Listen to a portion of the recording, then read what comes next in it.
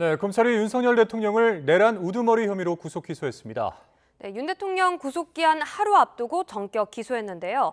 이창근 국민의힘 하나물 당협위원장 그리고 조대현 전 국무총리실 민정실장과 함께 관련 내용 짚어보도록 하겠습니다. 네, 네, 어서 오십시오. 네, 안녕하세요. 안녕하십니까.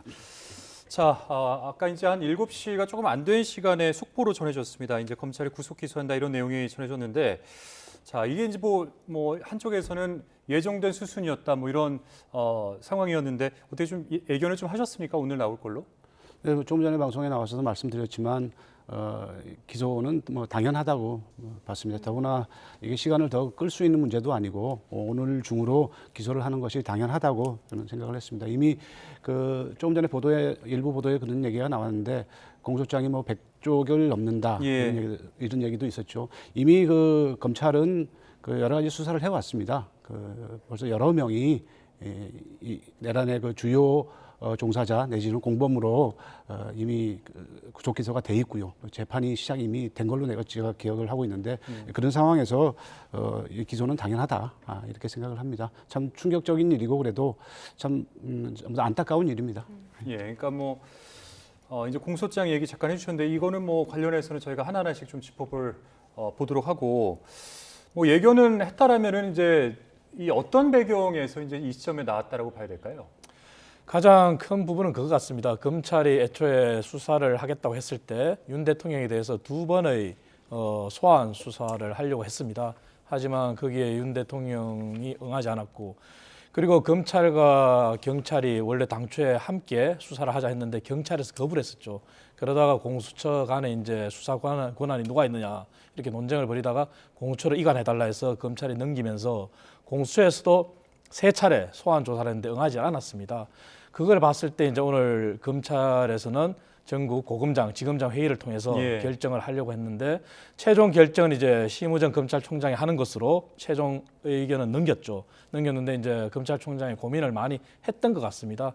불구속 수사를 할 경우에 발생할 사태 그리고 구속 기소를 할 때 사태 했을 때 과거에 그러한 검찰의 2차례 소환, 공수처의 3차례 소환에 응하지 않았던 걸 봤을 때 불구속 수사라는 게 실효성이 없다는 판단을 했을 것 같습니다. 그래서 불구속을 했을 경우에는 당연히 수사가 이루어져야 되는데 그게 이루어지지 않을 경우 그리고 또 윤 대통령이 빠지고 나머지 모든 내란 종사자들이 다 이미 재판에 넘어간 상황에서 검찰이 다른 판단할 경우에 그러한 비판, 검찰 자체의 그간의 내란에 관한 수사를 부정하는 그런 게 될 수 있지 않겠습니까? 그래서 그러한 종합적인 판단을 했을 때 결국 구속 기소를 했었고 가장 큰 이유는 말씀드린 대로 윤 대통령 측의 불성실한 수사에 대한 협조 그 부분이 큰 작용을 했을 거라 봅니다.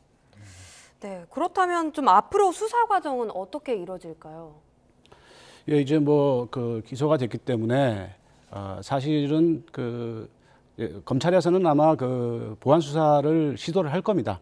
지금 검찰에서 입장을 발표한 대로 보완 수사를 진행하지 못했지만 재반 증거들을 가지고 기소를 했다 이렇게 얘기하지 않았습니까? 그럼에도 불구하고 그런 입장을 표명을 했고 또 실제로 구속영장 연장을 청구를 했었기 때문에 이제 보완 수사를 시도를 할 겁니다. 그런데 과연 윤석열 이제는 피고인이죠. 피고인이 나머지 보완 수사에 응할 것인가? 뭐 보완 수사가 과연 그러면은 나중에 가서 인정을 받을 수 있느냐 없는 문제는 차치하고라도 검찰은 보완 수사를 시도할 수밖에 없습니다. 그래서 그런 보완 수사를 검찰이 시도함에도 불구하고 과연 실제로 보완 수사가 원활히 검찰에 의한 보완 수사가 원활히 이루어질 수 있을지에 대해서는 지금까지 윤석열 피고인의 태도로 봤을 때 쉽지 않지 않을까 하는 판단입니다. 예, 그러니까 뭐 보완 수사가 지금까지 잘 이루어지지 않았고 그에 따라서 이제 앞으로 뭐 관련된 추가적인 수사들이 이루어질 것이다. 이제 이런 취지로 말씀을 해주셨는데, 그러니까 그러면은 이제 공소장 내용 보면은 그동안 이 수사한 공범 사건의 증거 자료 그리고 경찰에서 송치를 받아서 수사한 사건의 증거 자료 등을 종합 검토한 결과 기소를 했다 이렇게 이제 적시가 되어 있는데 어떤 증거들이 주요했을 거라고 보세요? 현직 대통령은 모두가 아시는 바처럼 헌법 제84조에 의해서 내란 및 외환의 죄를 범하지 않고서는 형사소추가 되지 않습니다. 그래서 이번에 검찰의 수사 결과를 토대로 이제 구속 기소를 한 것도 내란죄입니다. 명확하게. 그리고 형법상의 87조 내란죄를 적용했는데 내란죄가 성립하는 것은 결국은 영토에 대한 자해 또는 국헌 문란입니다. 그러니까 국헌 문란이 해당되는 것은 결국은 국회겠죠. 왜냐하면 대한민국은 헌법과 법률이 정점에 있는 법치 국가입니다. 그럼 헌법에서 보장하고 있는 것이 바로 헌법 기관 중에 하나인 국회 입법부의 권한입니다. 하지만 그 입법부의 권한, 기능을 마비시키려고 했는 거 아닌가. 마비시켰다면 그거 자체가 이제 국헌문란으로 성립이 됩니다. 예. 그래서 그 조항을 가장 유심히 들여다봤고 그간에 그 세 가지 사항이 있습니다. 국회 기능을 마비시키려고 했던 것이 제일 먼저 나오는 것이 포고령 1호입니다. 포고령 1호는 윤 대통령 측에서는 과거에 헌재에서도 김용년 전 장관이 나와서 과거의 사례를 본인이 그냥 뺏겼다 그렇게 주장했는데 사실 과거 1980년 당시의 포고령을 보면은 국회와 지방의회란 말이 등장하지가 않습니다. 단지 그냥 정치활동을 금한다고 되어 있지. 하지만 이번에 포고령은 명확하게 국회와 지방의회 등장합니다. 그 부분을 유심히 봤을 거고요. 두 번째 부분은 비상입법기구의 예산과 관련된 부분입니다. 비상입법기구 예산과 관련해서도 사실 윤 대통령이 처음 구속영장 실질심사 때는 본인이 작성했는지 김용년 전 장관이 작성했는지 모르겠다고 하다가 헌재에 가서는 두 분이 똑같이 김용년 전 장관이 작성했고 그리고 본인이 전달했다 이렇게 나왔단 말이죠. 하지만 최상목 권한대행의 진술이 있습니다. 그것도 국회 본회의장에서. 그래서 본회의장에서 본인이 대통령의 지시로 받았는데 말이 조금 바뀌긴 했습니다만 예. 실무자를 통해서 본인이 전달받았다. 하지만 대통령의 지시라는 말, 대통령이 본인을 불렀다는 말을 분명히 했습니다. 그러한 부분이 상충되기 때문에 그 부분이 크게 작용했을 거고요. 마지막 부분은 이제 국회의원 체포와 관련된 부분입니다. 하지만 이 부분도 사실 헌재에서 김용년 전 장관과 윤석열 대통령의 발언이 오히려 부메랑으로 돌아오지 않았나 이런 생각을 합니다. 왜냐? 우리가 이미 12월 3일 날 모든 영상을 통해서 봤습니다.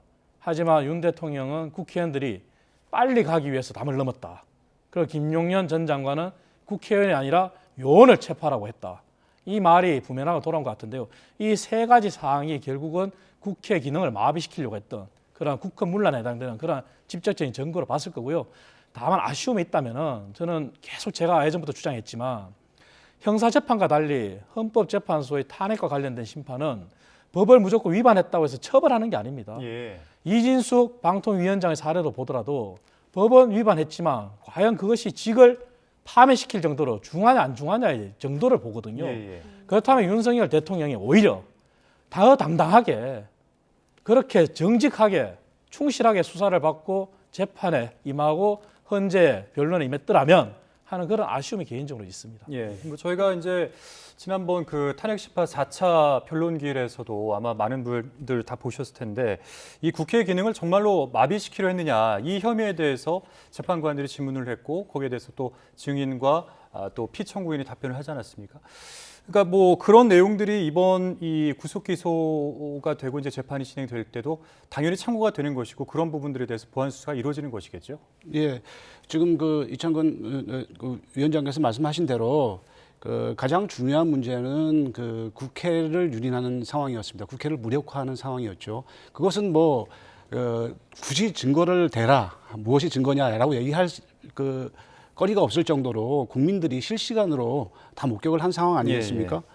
그리고 이 위원장께서 충분히 말씀하셨기 때문에 제가 덧붙일 얘기가 없을 정도로 말씀을 해주셨는데 하나 꼭 덧붙인다면은 그 비상입법기구가 명시된 그 기재위원장 최상목 그 기재부 장관에게 준 쪽지라는 그 자료의 맨 윗부분에 보면은 이런 상황을 해서 보고하라라고 되어 있습니다. 그래서 제가 보니까 그 자료에 보니까 그 맨 윗부분에 그렇게 돼 있더라고요. 보고하라. 누구한테 보고하라겠습니까? 이거 뭐 내가 했니 안 했니 이건 뭐 별로 의미가 없는 거다 이런 얘기들을 서로 그 헌법재판소 심리 과정에서 그런 얘기들이 나왔지만 이거 참 구차한 변명이거든요. 당연히 장관이 대통령한테 보고해야지 누구한테 보고하겠습니다. 여기에 나오는 비상입법기구 계속 부인을 하고 있는데 비상입법기구는 국회를 무력화시키고 새로운 입법기구를 만들겠다는 거거든요. 전두환 시절에 나왔던 국가보위 입법회의인가요? 뭐 정확한 이름은 기억 안 나지 않습니다만은 그 국가보위 입법회의에 준하는 국회를 해산하고 다음 국회가 출범할 때까지 국회의 기능을 했던 거거든요. 그 자신들의 이런 그 계엄 이후에 사실상의 이런 쿠데타에 의한 그 내란에 의한 정부 수립 이후에 그 입법을 커버할 기구를 이렇게 이미 구상을 하고 있었다는 얘기입니다. 굉장히 무서운 얘기입니다. 이 부분을 벗어나기가 되게 힘들 겁니다. 예. 네. 아까 이제 그 공소장을 보면은 지금 100종이 넘는 내용들이 담겨 있는데 여기 보면은 이 불소추 특권 범위에 해당하지 않는 내란 우두머리 혐의에 대해서만 구속 기소하였다. 이렇게 적시되어 있는데 그 외의 것들은 지금 직권남용이 좀 빠졌다라는 그런 내용이겠죠. 그렇죠. 직권남용과 관련된 것도 이제 과거 이제 뭐 자꾸 예전 얘기를 해서 좀 그거 합니다만은 박근혜 전 대통령 사례를 보더라도 직권남용 부분이 이제 파면된 이후에 적용이 돼서 형사재판으로 넘어갔습니다. 그래서 그 부분은 현직 대통령 신분이기 때문에 또 지금 현재는 초유의 사태는 게 헌재의 탄핵 심판과 형사재판이 같이 진행되는 상황이기 때문에 계엄과 관련된 그리고 계엄이 내란죄에 관련된 그 죄 이외에는 형사소추를 할 수가 없습니다. 그것은 당연히 형사사법체계 안에서 이루어지는 거고요. 그렇기 때문에 당연히 직권남용과 관련된 그 외의 모든 사안들은 추후에 만약에 윤 대통령의 헌재 판결이 최종적으로 만약에 파면이 된다면 그때 이루어질 사항이고 현재는 오로지 내란과 관련된 그러한 사항에 대해서만 적용할 수밖에 없는 것이죠. 예.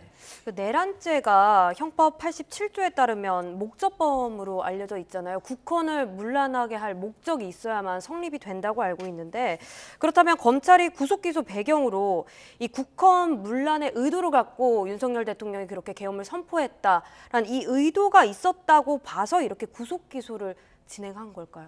그렇죠. 그게 아까 말씀드린 대로 결국은 국회와 관련된 부분입니다. 결국은 대한민국의 삼권 분립의 체계를 무너뜨리고 그리고 입법부의 기능을 마비시키는 건데 근데 윤 대통령 측에서는 그간 본인의 방어권으로 네. 주장한 것이 그게 아니라 처음에는 이제 야당에 대한 경고용이었다. 네. 그리고 현재 와서는 야당에 대한 경고용이 아니라 국민들을 계몽하기 위해서 국민들한테 알리기 위한 것이다.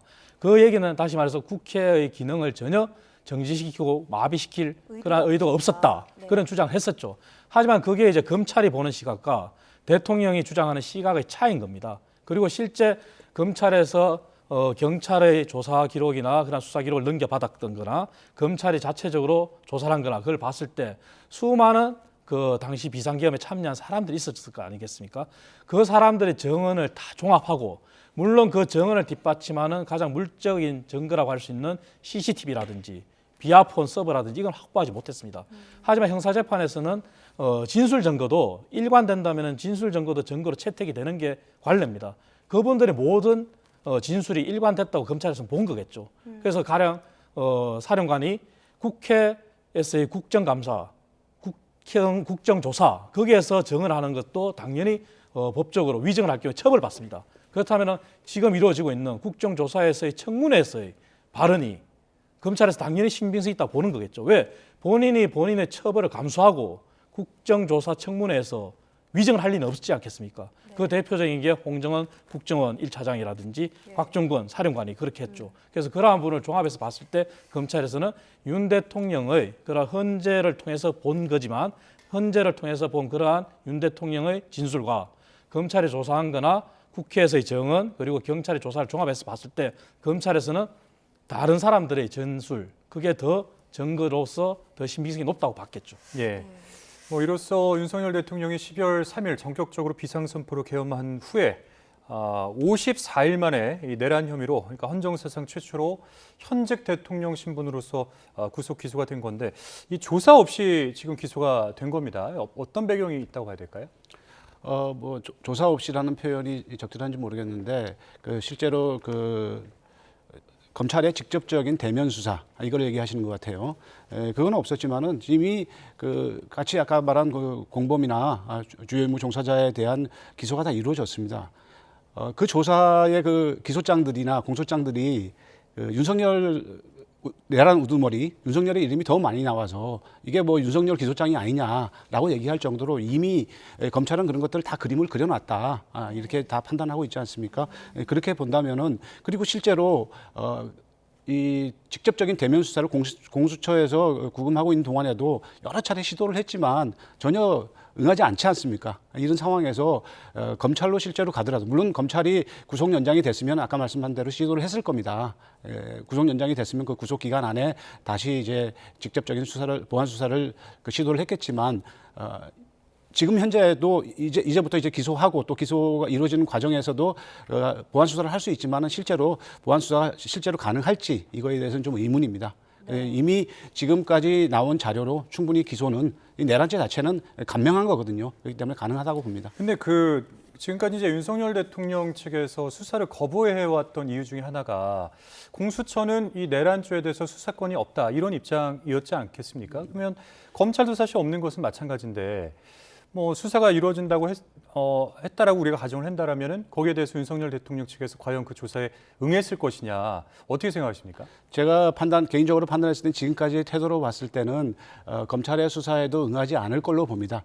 근데 그 초기에 그 공수처의 수사에 대해서 굉장히 반발하고 그 부인하는 그런 과정에서 제 기억으로는 검찰로 넘겨라, 그럼 검찰 수사 받겠다 이런 얘기를 윤석열 측에서 한 적이 있습니다. 뭐 그렇다고 하더라도 지금 최근의 과정 이런 과정들을 봤을 때는 수사에 보안 수사가 적법하냐 아니냐를 떠나서 과연 윤석열 그 피고인이 그 이후에 검찰의 수사에 응할까 저는 뭐 굉장히 그 비관적으로 보고 있습니다. 네, 그렇다면 대통령으로선 방어권을 이유로 좀 수사에 비협조적으로 나섰잖아요. 구속된 이후에도 한 차례 공수처 조사에서 묵비권을 행사하기도 했고 그 이후의 조사에는 아예 불참을 했고 불응을 했단 말이죠. 이러한 태도가 좀 발목을 잡았을까요? 뭐 작용을 했을 거라고 봅니다. 아까 말씀하신 첫 그 체포 당일날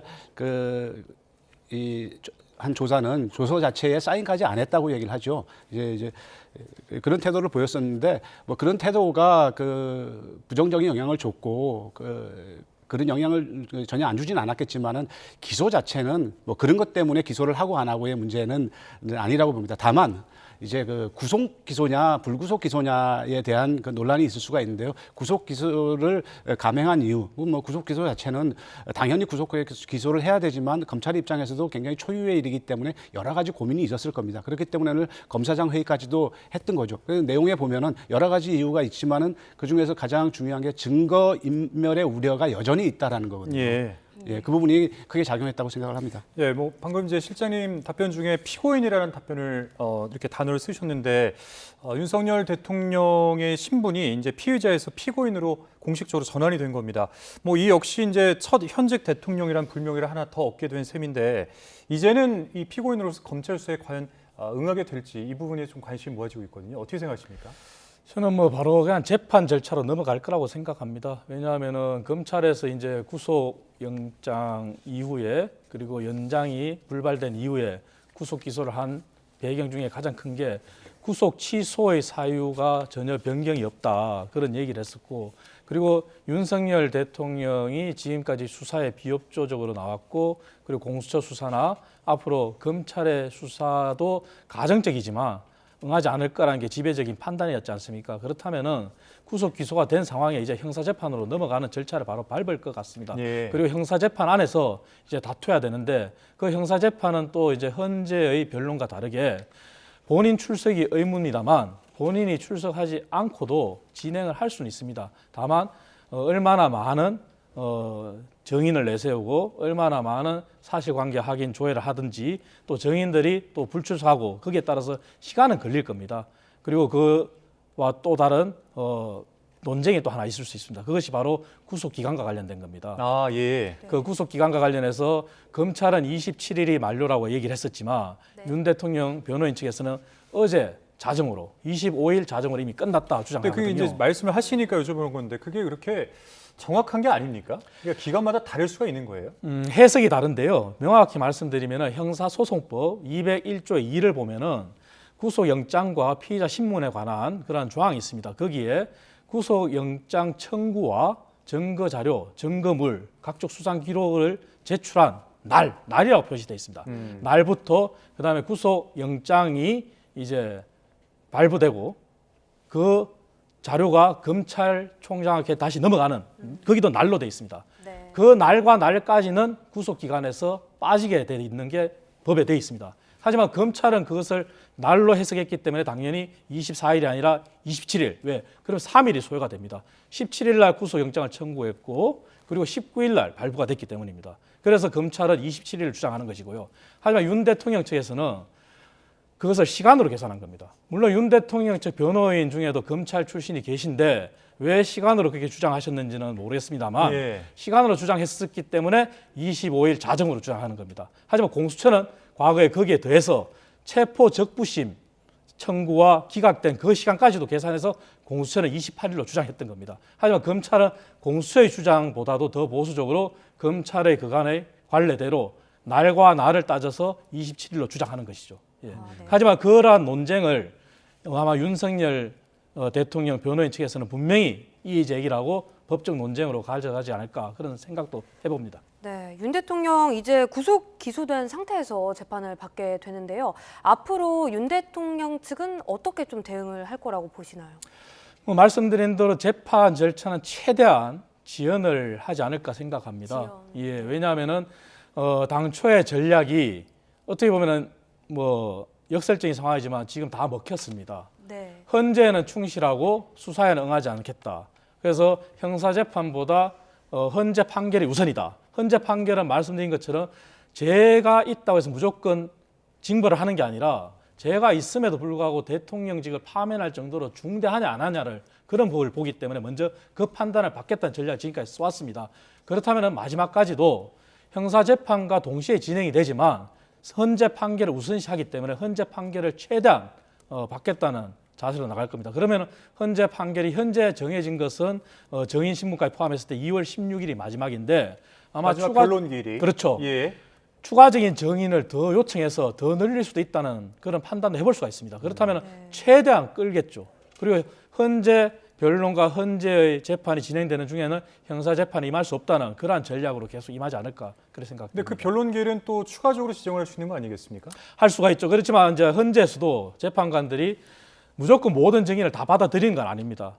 국회 측이든 그다음에 피청구인 측이든 윤 대통령 측이든 증인을 요청한다 하더라도 헌재 재판관이 그것은 평의를 통해서 채택을 할 수도 있고 안 할 수도 있습니다. 그래서 다만 헌재에서 입장한 지인까지 빠르게 종결을 내서 국가적인 혼란을 최소화시키겠다는 입장인 만큼 아마 윤 대통령 측과 헌재에서도 아마 긴장 관계나 그런 긴박한 밀고 당기고 하는 것이 계속 이어질 수 있습니다. 예. 뭐 법적으로 이제 재판 지연 전략을 앞으로 펼치게 될 것이다 이런 식으로 이제 말씀해 주셨는데 그 방법에는 뭐가 있을까요? 예를 들면은 뭐 구속 집행정지라든지 뭐 보석 신청이라든지 이런 것들을 저희가 좀 네, 생각해 볼 수 있을까요?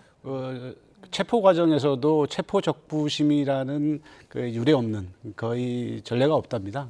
그런 것들을 신청을 하면서 시간을 끌었죠. 그런 상황을 봤을 때에 그 조그만 틈만이라도 있으면 시간을 끌려고 할 겁니다. 그래서 이제 그 구속이 연장되느냐 안 되느냐의 문제가 있었기 때문에 좀 보류해 왔다고 할까요? 예, 그런 상황이었는데 지금 이제는 구속 기소가 됐기 때문에 아마 구속 적부심도 청구를 할 거고요. 또 하나가 이제 보석도 청구를 할 거라고 봅니다. 얼마 전에 조지우 경찰. 예, 보도를 통해서 이렇게 나왔지만은 그 안과 질환이라고 얘기를 하죠. 그 헌재에서 심리를 한 다음에 수도병원에 가서 진료를 받은 적이 있지 않습니까? 그런 걸 보면 병보석이라든가 이런 걸로도 아마 시도를 해보지 않을까라는 개인적인 판단이 드는데 어쨌든 어떤 식으로든지 그렇게 시간을 끌면서 좀 재판을 지연하고 그러면서 여론의 변화라든가 이런 추이를 계속 보지 않을까 싶습니다. 그리고 이례적으로 직접 그 헌재 심판에는 나가지 않았습니까? 그러니까 헌재 심판에 나가서도 본인이 심리를 하고 이러는 것이 증인도 여러 증인들을 청구하면서 그 헌재 심판에다가 공을 들이는 이유도 시간을 많이 끌면서 그 여론의 어떤 변화를 굉장히 기대하고 그러고 있는 것 같습니다. 그래서 거기에 이제 윤석열 측 변호인들이 보면 아주 선동적인 헌재 심판을 심지어 뭐 빨갱이가 아니냐 이런 식으로 얘기하는 그런 선동적인 발언도 해가면서 시간을 끌고 있다고 생각을 합니다. 네. 그 윤 대통령 지금까지 이제 공수처에 대해서 내란죄 수사권이 없다 이렇게 적법성 문제를 줄기차게 주장을 해왔단 말이죠. 재판에서도 불법 수사라며 주장할 가능성은 어떻게 보십니까? 당연히 그렇게 주장을 하겠죠. 하지만 저는 이렇게 생각합니다. 개인적인 의견이지만 물론 공수처법이 사실 태생적인 한계를 갖고 탄생을 했습니다. 그것은 사실 민주당이 반성해야 됩니다. 검찰의 힘을 빼겠다고 해서 수사권 독립을 주장한 경찰의 손을 들어주면서 수사권을 무력화시키고 수사와 기소를 분리하겠다고 했지만 공수처법도 그 과정에서 탄생한 겁니다. 하지만 공수처법에는 수사의 범위에 대해서 직권남용과 그와 관련된 인지된 사건에 대해서도 수사를 할 수가 있습니다. 그래서 그 사안은 법원에서 이미 일단락이 됐습니다. 그럼에도 불구하고 대통령 측에서 계속 주장하는 것은 공수처법 한계를 지적하는 건데요. 첫 번째가 이제 수사와 관련된 그 부분을 짚는 거고, 두 번째 부분은 관할 법원 문제인데, 사실 공수처법 31조는 관할 법원에 대한 규정이 공소와 관련된 규정입니다.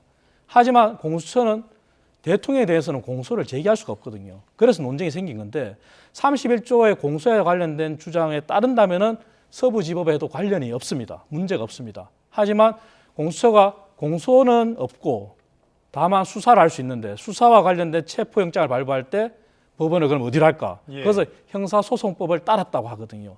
하지만 거기에 대한 명확한 규정이 없다 보니까 그런 논쟁이 생겼죠. 그래서 체포영장의 불법성이나 수사의 불법성에 대해서는 지속적으로 주장할 것이고요. 그리고 검찰에 대해서도 아마 이러한 공수처의 수사 자체, 체포 자체가 잘못된 상황인데 검찰에서 자료를 넘겨받았다는 그 자체도 아마 대통령 측에서는 공격의 포인트가 될 수 있겠죠. 그리고 그렇게 넘겨받아서 구속 기소한 것이 결국은 1, 2, 3, 4로 갔을 때 마지막 이 구속 기소도 적법하지 않다, 그렇게 얘기할 수가 있겠죠. 예, 뭐 구속 기소로 뭐 이렇게 이제 결론이 일단락이 나긴 했지만, 그동안 사실 비상겸이 선포된 직후에 뭐 검찰, 공수처, 경찰 할 거 없이 경쟁적으로 이 수사에 뛰어들면서 한때 뭔가 이렇게 혼선이 빚어지기도 하지 않았습니까? 뭐 향후에 이런 문제가 이제 다시 없으려면 어떻게 교통 정리를 좀 하는 것이 좋을까요? 네, 공수처의 탄생을 거슬러 올라가 보면은 한 4년 정도가 경과한 것 같은데, 검찰이 우리나라의 그 기소 독점주의 그 상황에서 검찰이 그 기소를 그 검찰 조직의 이해 또는 그 검찰과 관련이 있는 그런 정권의 이해관계에 따라서 이렇게 그 정가의 보도처럼 활용해 왔단 말입니다. 기소를 하고 싶은 건 하고, 하기 싫은 건 오히려 해야 될 것도 안 하고, 뭐 이런 것들을, 이런 행태들을 그 해오면서 정치권은 물론이고 국민들로부터 굉장히 불신을 받았죠. 그런 과정에서 이제 일부 그 수사권을 떼내서 그야말로 그 이제 고위공무원들, 주로 고위공무원들에 대한 그 대상을 정해서 공수처라는 것을 독립을 시켰죠. 그래서 공수처가 그 수사를 한 그 부분에 대해서는 사실은 검찰도 그 추가 수사 없이 바로 기소를 하는 게 맞습니다. 이렇게 역할을 그 분담을 한 건데요. 이번 과정에서 쭉 보셨지만은 그 굉장히 좀 법의 불비라 그럴까요? 초유의 상황들이 벌어지면서 지금 이 위원장께서 말씀하실 때는 그 민주당이 만들어 놓은 공수처법 이렇게 얘기를 하지만, 어쨌든 간에 그 공수처법이 만들어지는 과정에서 그 이제 변화나 돌발적인 상황에 대비하지 못하고 법의 불비들이 있는 것은 이번에 확인이 된 셈입니다. 그래서 이런 부분에 대해서는 이런 과정을 통해서 제도적으로도 좀 보완이 돼야 되고요. 그리고 좀 그것과 더불어서 공수처는 보다 더 그 독립적으로 운영을 해야 되지 않는가. 공수처장이 이번에 오동훈 그 처장에 대해서도 그 여든 야든 국민들 모두가 다소 실망한 점들이 있거든요. 예. 그런 점들이 있기 때문에 그런 그 독립성도 좀 더 보완이 돼야 되지 않을까 하는 생각이 듭니다. 공수처는 사실은 이번에 정말 반성해야 될 그런 조직입니다. 왜냐하면 오동훈 처장이 발언의 굉장히 위중함 그리고 중대함을 알매도 불구하고 본인이 숨바꼭질이라는 표현을 써서 공수처 자체가 마치 무능력한 집단으로 그렇게 스스로 자인한 것도 있고요. 그리고 아까 말씀드린 것처럼 체포영장에서부터 수사에서부터, 그리고 검찰과 경쟁을 하면서 수사권을 넘겨받았더라면 제대로 된 수사를 해야 됩니다. 하지만 수사를 제대로 하지도 못했습니다. 그래서 역량을 여실히 보여줬습니다. 그래서 공수처는 반성해야 되고요. 공수처법이 태생이 잘못됐다고 주장하는 것 중에 하나가 가장 큰 것이 그겁니다. 고위공직자 범죄 수사처라 그래가지고 수사 범위는 굉장히 넓어요. 하지만 공수처가 공소를 할 수 있는 대상은 딱 4가지입니다. 대법원장, 대법관, 그리고 판사, 검사, 그리고 경무관 이상의 경찰 공무원, 그리고 검찰총장. 예. 이렇게 수사 범위는 넓은데 공소 범위는 딱 4가지. 이러니까 여기서부터 문제가 생기는 겁니다. 그리고 거기에 연장해서 나가다 보니까 수사에 관련된 조항에 대해서는 전혀 법조항이 없고, 공소와 관련해서는 관할 법원이 존재하고, 그래서 이러한 수사와 공소의 범위에 대해서 정말 여야가 공수처를 지속시키기를 원한다면은 머리를 맞대고 정말 백지 상태에서 다시 한번 논의를 해야 될 거라고 봅니다. 네, 마지막으로 여론의 향방을 좀 예측을 해보도록 하겠습니다. 국민의힘이 최근에 민주당을 정당 지지도 면에서 앞서고 있는데, 윤 대통령의 구속 기소로 이 여론이나 이런 지지도에 어떤 변화가 있을까요?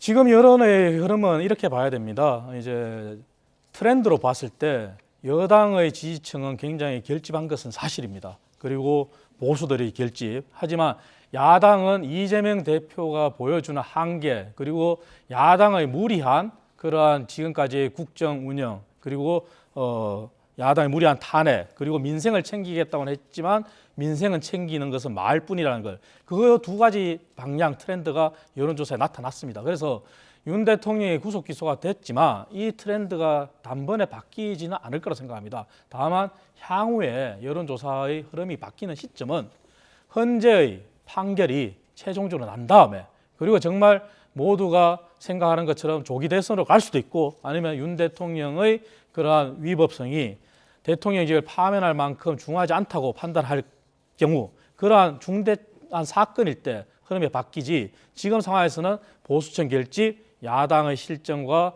이재명 대표의 민생만 챙기는 그런 말뿐인 민생, 그것이 계속 지속적으로 반영될 거라고 봅니다. 예, 뭐 설 연휴를 앞두고 이제 뭐 이 여론조사들 결과들이 많이 공개가 됐었는데, 뭐 오차 범위 내에서 접전을 펼치거나 아니면 이제 여당의 지지율이 더 높아지는 그런 결과들을 많이 접했었는데, 이 시점에 이제 구속 기소가 됐고 이제부터는 이제 연휴지 않습니까?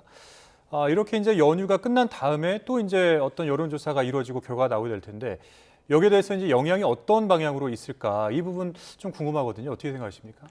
네, 저희 정치권에서도 이런 그 명절 기간을 굉장히 중요시 여깁니다. 그래서 명절 직전에 여러 가지 정치적 이벤트라든가 이런 것들을 많이 합니다. 왜냐하면은 이제 고향에 갔다 오고 그러면서 이제 수도권의 그런 여론들과 또 지방의 여론들이 이렇게 순환이 되거든요. 순환이 되면서 이제 정리가 되고 다시 한번 재편이 되는 그런 여론조사 특성의 그런 흐름이 있습니다. 여기에 이번에 오늘 연휴가 시작되는 초기에 이제 윤석열 대통령에 대한 구속기소가 결정이 됐는데요. 상당히 많이 반영이 될 거라고 봅니다.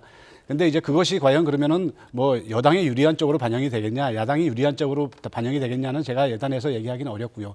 다만 이제 그런 정치적 담론들에 대한 대화들을 통해서 여러 가지 이제 전국의 여론들이 이제 평준화된다고 할까요? 예, 그런 과정들을 거치게 되는데, 제 바람은 그렇습니다.